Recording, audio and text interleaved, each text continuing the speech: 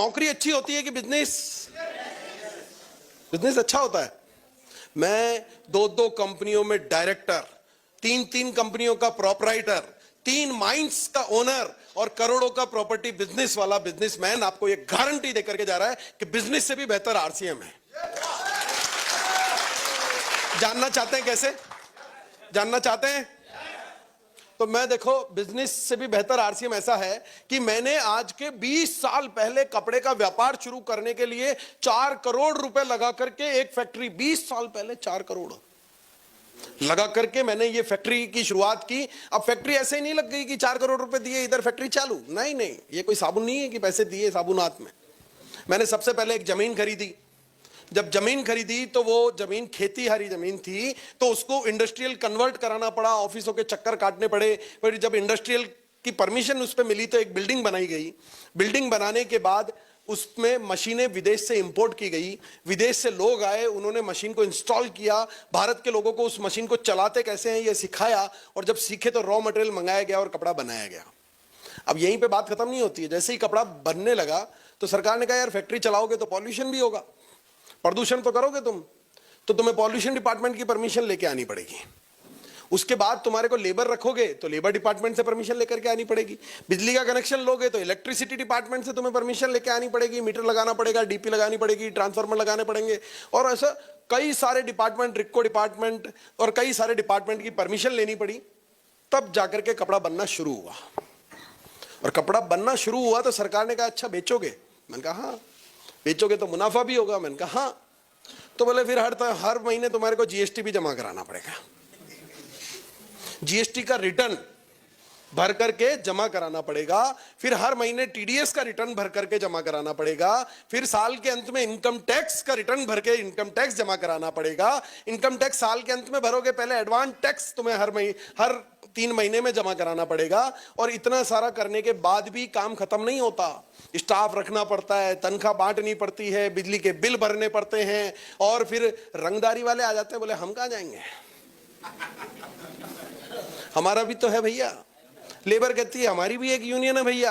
अड़ोस पड़ोस में कोई जगराता, कोई माताजी नवरात्रा, दुर्गा पूजा, गणेश पूजा, बोले चंदा चाहिए, वो भी आ जाते हैं। फिर पड़ोस वाला थाना भी आ जाता है, बोले भैया चाय पानी तो हम भी पीते हैं। साला इतना ताम झाम झमेला करने के बाद कपड़ा बनता है, फिर उसको उधार बेचते हैं, फिर उधार को मांगने के लिए जब वापस जाते हैं तो कई तरह के ताने सुनते हैं, ट्रांसपोर्टेशन होता है, सब कुछ होता है। इतना झमेला करने के बाद जितनी इनकम मैं कमाता हूं ना, कोई ऑफिस खोल रखा है आपने? सर कोई ऑफिस खोल रखा है, कोई स्टाफ रख रखा है, कोई डिपार्टमेंट की परमिशन लेनी पड़ती है, कोई एनओसी लेनी पड़ती है, आपको कोई लेबर रखनी पड़ती है, अकाउंट्स मेंटेन करने पड़ते हैं, हिसाब किताब रखना पड़ता है। कुछ नहीं करना पड़ता, बिना किसी तामझाम झमेले के मुझसे ज्यादा पैसा आरसीएम के टॉप सीनियर लीडर्स कमा रहे हैं यार। तो अभी देखो फैक्ट्री चल रही है, आप बता दो मुझे क्या करना चाहिए अपना बिजनेस की आरसीएम? आप कह रहे हो इसलिए अब मैं आरसीएम ढंग से और करूंगा, है ना? आप कह रहे हो इसलिए। और ऐसा नहीं है, आरसीएम में एक और दिक्कत होती है कि यार मुझे एक ही चीज खटकती रही उन 3 सालों में कि आरसीएम के लोग कहते हैं हम कर रहे हैं नए भारत का निर्माण। क्या कहते हैं बाबूजी? नए भारत का निर्माण। मैंने कहा यार ये कैसे करोगे तुम लोग? मेरे जैसे बड़े बड़े इंडस्ट्रियलिस्ट जो लाखों करोड़ों का टैक्स भरते हैं, उनके टैक्स के पैसों से रोड बनता है, स्ट्रीट लाइट लगती है, कॉलेज खुलते हैं, स्कूल खुलते हैं, हॉस्पिटल बनते हैं, बांध बनते हैं, आपके घरों तक लाइटें पहुंचती है, पानी पहुंचता है। हमारे टैक्स के पैसों से होता है यार भारत का निर्माण। आरसीएम अकेला कैसे कर रहा है भारत का निर्माण? तो फिर बात जब समझ में आई तो मुझे लगा कि टैक्स पेयर करते हैं भारत का निर्माण। फिर एक तस्वीर मैंने देखी उन 3 सालों की रिसर्च के दौरान, तो वो जो तस्वीर नजर आई वो 2 भाइयों की तस्वीर थी।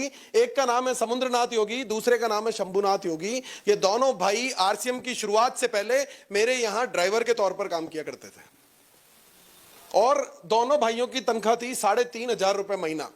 एक भाई आज भी ड्राइवर है, आज भी सौरभ सर की गाड़ी वही चलाता है, फाटक खोल के सर को बिठाता है, अटैची उठा के डिग्गी में जमाता है, और जब सर अंदर ऑफिस में बैठे होते हैं तो कपड़ा लेके गाड़ी चमकाता है।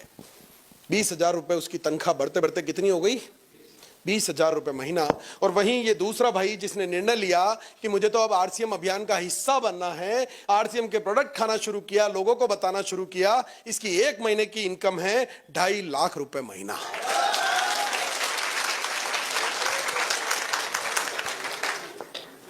कितनी है जी? सोचो यार, ड्राइवर ही रह जाता तो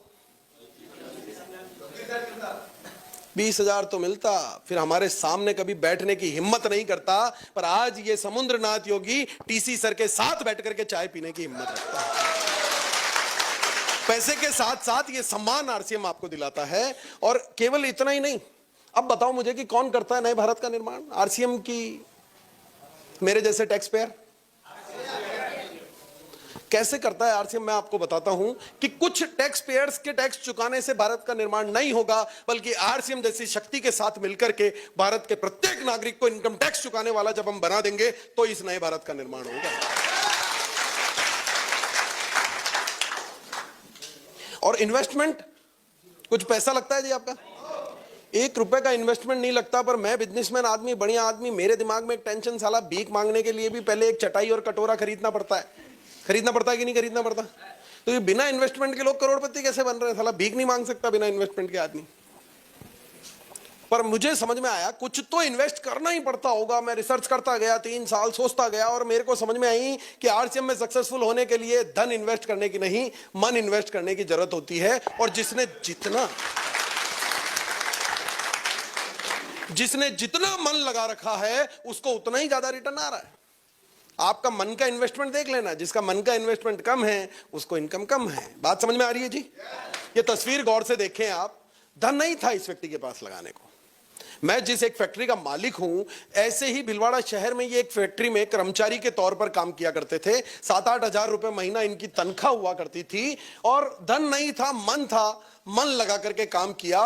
तो आज उसी भीलवाड़ा शहर में जहां ये 7,500 रुपए महीने की नौकरी किया करते थे, उसी शहर में ये रहते हैं 25 करोड़ के मकान में। आप में से किसने मुकेश कोठारी सर का बंगला देखा है? देखा है? मैं झूठ तो नहीं बोल रहा हूं। और जितने लोग भीलवाड़ा जाएं, इस बार मुकेश कोठारी जी का बंगला जरूर देख करके आएं। और जब इस बंगले के सामने खड़े हों तो अपने दिमाग में तस्वीर ये वाली याद रखना कि साला 7,000 रुपए महीने कमाने वाला व्यक्ति अगर ऐसा कर सकता है तो मैं भी